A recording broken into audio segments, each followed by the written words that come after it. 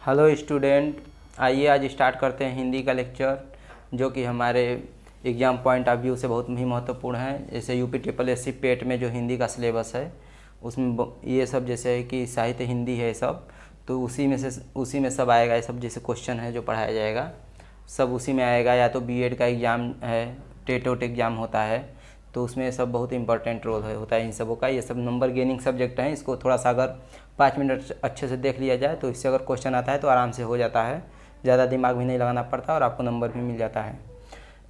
तो आइए देखते हैं, पहले मात्रिक छंद देखते हैं। तो छंद में जो है क्वेश्चन यहीं से आता है, मतलब है तो बहुत, लेकिन जहाँ से क्वेश्चन आता है, जहाँ मेजर पोर्शन एरिया है, केवल हम उसी को देख रहे हैं। ठीक है, तो छंद से केवल मात्रिक छंद से आता है, जो कि मात्रिक छंद तीन पार्ट में डिवाइड है। एक है आपका सममात्रिक छंद, और दूसरा है अर्धमात्रिक छंद, और तीसरा है आपका विषम मात्रिक छंद। सममात्रिक छंद में क्या होता है, सममात्रिक छंद में जैसे कि चौपाई में 4 चरण होते हैं, तो इसमें जैसे कि 4 चरण होते हैं, तो चारों चरणों में कितने कितने मात्राएं होती हैं, 16 मात्राएं होती हैं। ठीक है, तो ये जैसे कि बराबर मात्रा के लिए होगा ये सब। ठीक है, सम मात्रा, सम मतलब हर चरण में कितने मात्रा होंगी, बराबर मात्राएं होंगी। ठीक है, तो इसमें देख लेते हैं। जैसे कि इसका एक ट्रिक है, चारों गीत हरि के, मतलब जैसे कि इसको ट्रिक आप मान लीजिए, चाहे कुछ भी मान लीजिए, कि जैसे कि एक तरह से चारों ओर गीत हरि के ही गाया जाता है एक तरह से। तो कुछ इसमें हटा दीजिए तो चारों ओर गीत हरि के हो जाएगा। तो इसमें क्या होगा, च से चौपाई, र से रोला, और गीत से गीतिका, और हरि से क्या हो जाएगा इसमें, हरि गीतिका। ठीक, तो इसमें ध्यान दीजिएगा, चौपाई में कितने मात्राएं होती हैं, टोटल 16 मात्राएं। च से चौपाई 16 मात्राएं, र से रोला में आपके कितने 24 मात्राएं होती हैं, और गीत से क्या हो जाएगा, गीत से क्या बनेगा, गीतिका, और गीतिका में कितनी मात्राएं होती हैं, 26 मात्राएं हैं, 26। और हरि से क्या बनेगा, हरि गीतिका में कितनी मात्राएं होती हैं, 28। ध्यान रखिएगा, जैसे कि गीतिका है 26, इसमें हरि 2 और आ गए, तो 26 और प्लस 2 टोटल, ऐसे भी याद कर सकते हैं ट्रिक से, 28 मात्रा। आते हैं अर्धसममात्रिक छंद में। अर्धसममात्रिक छंद मतलब ये है कि क्या हो गया, जैसे इसमें 4 चरण होते हैं, तो आधा में समान मात्रा होगा और आधा में एक समान मात्रा हो गया। तो इसमें जो अर्धमात्रिक छंद में आते हैं, दोहा हो गया आपका, सोरठा हो गया, बैरवे हो गया, उल्लाला हो गया। ठीक, तो जैसे इसमें 4 चरण होते हैं, तो इसमें जैसे कि क्या होते हैं, इसमें 4 चरण होते हैं, 1 2 3 4। तो इसमें लिया जाता है जो पहले और तीसरे चरण में 13 मात्राएं, और दूसरे और चौथे चरण में कितने 11 मात्राएं होती हैं। तो ध्यान दीजिएगा, पहले और तीसरे चरण में 13 मात्राएं, और दूसरे और चौथे चरण में 11 मात्राएं होती है दोहा में।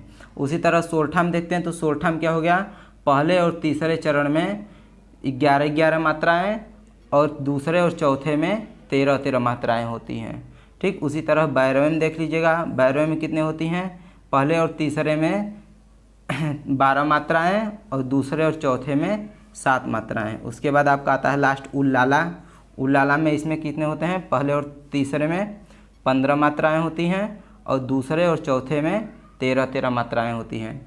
थोड़ा कंफ्यूज होता है स्टूडेंट को दोहा और सोरठा को लेकर, तो ध्यान रखिएगा, दोहा और सोरठा में क्या है कि इसी का रिवर्स है। तो इसी का रिवर्स है, तो ध्यान रखिएगा, जैसे कि ये 2 अक्षर का नाम है और ये 3 अक्षर का नाम है, तो 2 अक्षर का नाम है और ये 3 अक्षर का नाम है, तो 3 वाले में याद रखिएगा जो ज़्यादा होगा उसमें कम आएगा, कम मात्रा वाला आएगा पहले और तीसरे में। यहाँ जैसे देखते हैं पहले और तीसरे में, और जो जैसे 2 अक्षर का नाम है, ये छोटा अक्षर है, तो इसमें कौन सा पहले बड़ा वाला आएगा, 11 और 13 में से कौन है बड़ा, 13, तो इसमें 13 वाला आएगा। तो जब ये आ जाएगा तो ध्यान रखिएगा, जैसे 13 है तो ऊपर भी 13 लिख दीजिएगा इसके ऊपर।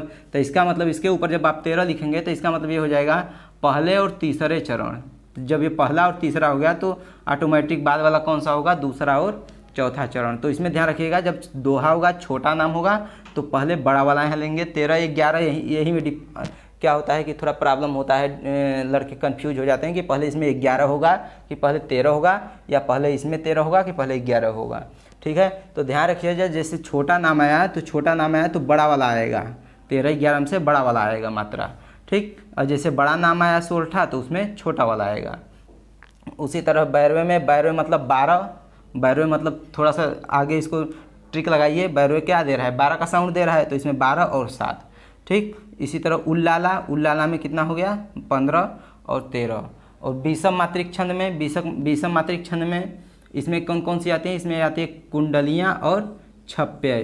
कौन कौन सा आता है, कुंडलियाँ और छप्पे। कुंडलियाँ क्या होती है, दोहा और रोला का कॉम्बिनेशन होती हैं। किसका किसका, दोहा और रोला का कॉम्बिनेशन होती हैं, उसी को कुंडलियाँ बोला जाता है। और छप्पे क्या होता है, रोहा और उल्लाला का कॉम्बिनेशन। किसका, रोला और उल्लाला का कॉम्बिनेशन होता है। ठीक है, ज़्यादातर इन्हीं से क्वेश्चन आता है, तो ध्यान रखिएगा। और फिर आगे देखते हैं दूसरा लेक्चर।